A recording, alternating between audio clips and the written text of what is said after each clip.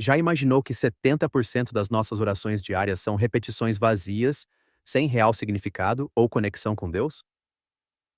Hoje vamos explorar como Jonathan Edwards, aos 19 anos, revolucionou o conceito de autenticidade na Me oração. back to a place where I felt at home. Take me back to a day when we weren't alone. Take me back to an age when the world felt small.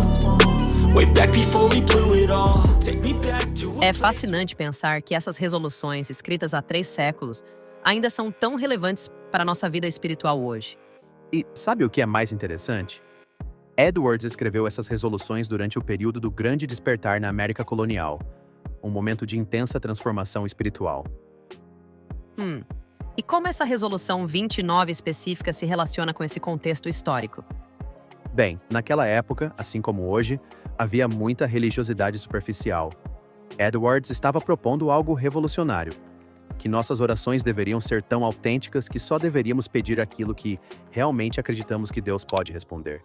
E isso me faz pensar em como Martinho Lutero abordava essa questão da autenticidade na oração. Exatamente. Lutero dizia que orar bem é a metade do estudo. Ele enfatizava que a oração verdadeira vem de um coração quebrantado e dependente, algo que Edwards claramente reflete em suas resoluções. E como você vê a aplicação prática disso na vida do cristão contemporâneo?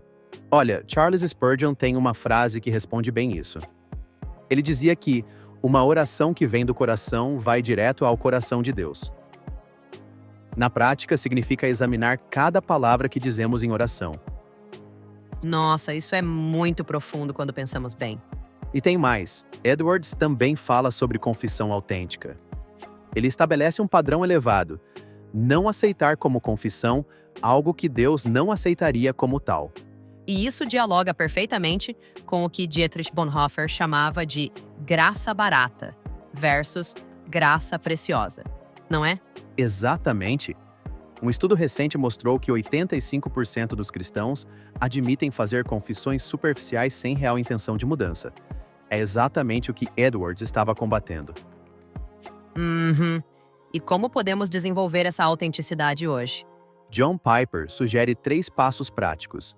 Primeiro, examinar nossas motivações antes de orar. Segundo, ser específico em nossas petições.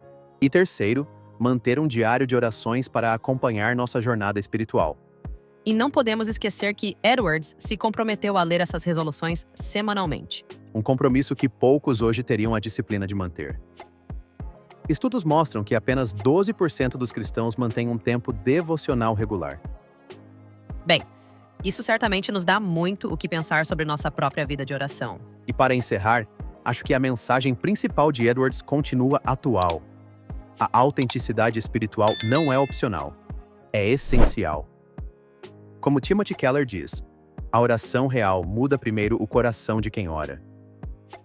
Que possamos todos buscar essa autenticidade em nossa vida espiritual. Até o próximo programa, onde continuaremos explorando como grandes teólogos podem transformar nossa vida prática de fé.